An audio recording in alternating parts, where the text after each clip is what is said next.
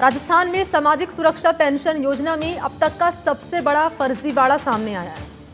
लाखों अपात्र लोग छोटे दस्तावेजों के सहारे सरकारी सहायता उठाते रहे और सिस्टम आंख मूंदे बैठा रहा। सरकारी जांच में सामने ये आया है कि पेंशन लाभार्थियों में 5,66,000 से अधिक लोग ऐसे हैं जो या तो मृत हैं या पात्रता की शर्तें पूरी नहीं करते, और कुछ मामलों में मृत व्यक्ति के नाम पर खाते चलते रहे, वर्षों तक पेंशन की रकम उठाई जाती रही और अब विभाग स्तर पर जांच शुरू हुई है। लेकिन बड़ा सवाल ये है कि क्या इस लापरवाही की जिम्मेदारी भी तय की जाएगी? हमारे सहयोगी हैं सुशांत पारीक, उन्होंने एक रिपोर्ट तैयार की है इस मामले पर, जरा वो आप देखिए।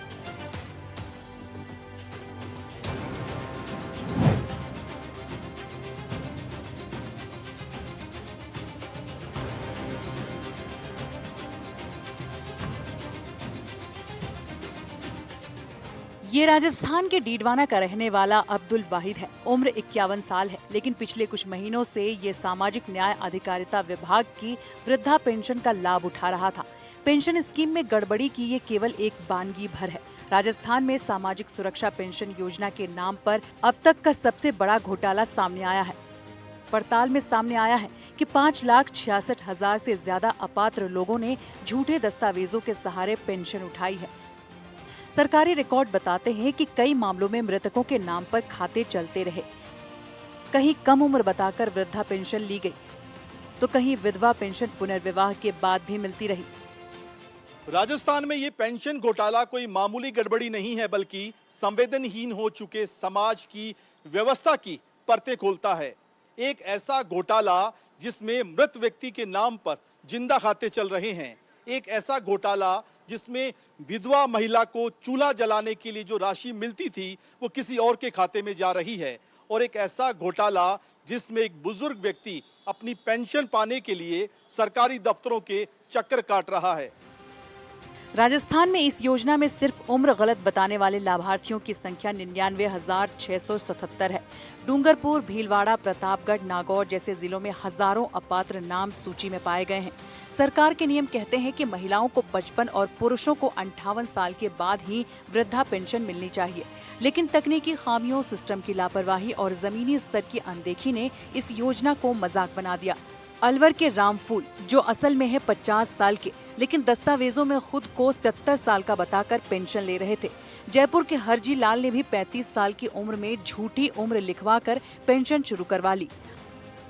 अब डीडवाना का अब्दुल का ये मामला देखिए, जहां फर्जीवाड़ा पकड़े जाने पर सफाई दी जा रही है। अब्दुल का कहना है कि मैं ई मित्र के पास गया था माँ की पेंशन शुरू करवाने के लिए, लेकिन गलती से मेरा आधार अपलोड हो गया और मेरे नाम से पेंशन आ गई। पता चलने पर मैंने खुद ही बंद करवा दी। वो मेरे माँ के नाम से चल रही थी। जब मैं जन आधार में अपना जुड़वाने गया ना, तब उस टाइम में मेरी माँ का जो आधार कार्ड नंबर है ना, वो मेरे साथ जोड़ दिया, मेरा वाला आधार कार्ड उनके साथ जोड़ दिया। वो पेंशन है ना फिर मेरे नाम से आने लगी। जब मेरे को पता चला तो मैंने ई मित्र जाके उसको बंद करवा दिया। अब मेरी माँ की पेंशन थी वो मैंने दोबारा बनवा के उनकी चालू करवाई। हाँ, मेरी बंद हो गई, मैंने बंद करवा दी ई मित्र जाके। जिला स्तर पर सालों से चल रहे इस फर्जीवाड़े के खुलासे के बाद अब अधिकारी जांच करने की बात कर रहे हैं। कुछ इसमें केसेस होते हैं जो कोई डेथ केस होते हैं या किसी की नौकरी लग जाती है और किसी कारण से, तो उनका हटाने के लिए सीधा सॉफ्टवेयर से या जो डेटाबेस है जन आधार का उससे उठा लेता है, या फिर अगर कोई एप्लीकेंट है खुद आके भी अपना नाम हटवा सकता है, कोई डेथ केस है या नौकरी लग गई है। तो ऐसे हमने अभी तक 502 केस कैंसिल वाले किए हैं, और जैसे जैसे हमारे पास ये आवेदन आएंगे, सत्यापन का भी काम चल रहा है, जो पेंडिंग रह गए उनका भी सत्यापन करेंगे और कैंसिलेशन वाला भी करेंगे। बाकी ऐसा कोई किसी शिकायत के आधार पे कोई अभी तक कोई ऐसा केस नहीं आया हमारे। पेंशन से जुड़े आंकड़ों की बात करें तो कुल लाभार्थियों की संख्या 77.72 लाख है। इनमें वृद्धजन पेंशन 5,13,515, एकल नारी पेंशन 18,03,188, विशिष्ट योग्यजन 6,25,840, कृषक वृद्धजन 2,07,909 शामिल हैं। केंद्र की योजनाओं से जुड़े लाभार्थी भी 13.52 लाख हैं। इनमें वृद्धजन, विधवा और दिव्यांग पेंशनधारी शामिल हैं। फर्जीवाड़े में 99,677 लोग न्यूनतम आयु से भी कम उम्र के हैं। फर्जी पेंशन के इन आंकड़ों की बात करें तो सबसे ज्यादा मामले भीलवाड़ा जिले में हैं। भीलवाड़ा में 5,469, चित्तौड़गढ़ 3164, बीकानेर 2345, जोधपुर 2198, झुंझुनू 2381, डूंगरपुर 4243, भरतपुर 1531, करौली 2862, अलवर 2968, बारां 1933, नागौर 3354, प्रतापगढ़ में 3580 मामले हैं। इस फर्जीवाड़े के सामने आने के बाद सामाजिक न्याय और अधिकारिता विभाग में हड़कंप मचा हुआ है। मंत्री अविनाश गहलोत का कहना है कि जिन लोगों ने गरीबों का हक छीना है उन पर कार्रवाई की जाएगी। वो हम पेंशन दे रहे हैं, इसमें से हो सकता है कुछ ऐसे लोग भी हों जो पात्र हैं, उनको तो मिल रही है, लेकिन जो अपात्र हैं वो भी उसमें कुछ सम्मिलित हो, तो हम उनसे आग्रह करना चाहते हैं कि वो राज्य सरकार का सहयोग करें और स्वैच्छिक रूप से इस पेंशन अभियान में हिस्सा बनकर उसको त्यागें, ताकि हम पात्र व्यक्तियों का अधिकतम लाभ दे सकें। प्रयास कर रहे हैं कि जिनकी वार्षिक आय जो है 48,000 रुपये से ज़्यादा है और जिनकी उम्र पात्रता के हिसाब से कम है, उसकी भी स्क्रूटनिंग करेंगे। और पहले हम लोग स्वैच्छिक अपील करें, उसके बाद में भी अगर कोई व्यक्ति जानबूझकर इस पेंशन का गलत तरीके से भुगतान करेगा, उनके खिलाफ में दंडात्मक कार्रवाई भी करेंगे।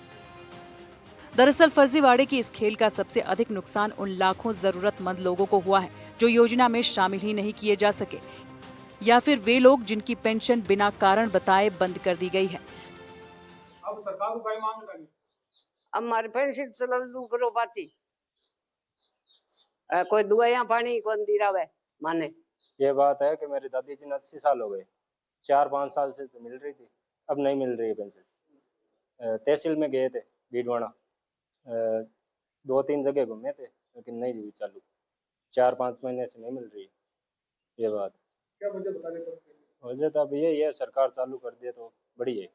मैंने मेरे वार्ड में लगभग 20-25 लोगों की पेंशनें करवाई है और पहले भी पेंशनें चल रही थी लोगों की, उनमें से 8-10 लोग खत्म हो चुके हैं, तो इससे उनके मृत्यु प्रमाण पत्र देने से उनकी तो पेंशनें बंद हो गई और बाकी कुछ लोगों के वेरिफिकेशन डॉक्यूमेंट नहीं होने के कारण रुकी हुई है। जिनके डॉक्यूमेंट वेरिफिकेशन करवा के उनके भी चालू करवा देंगे जल्दी से जल्दी।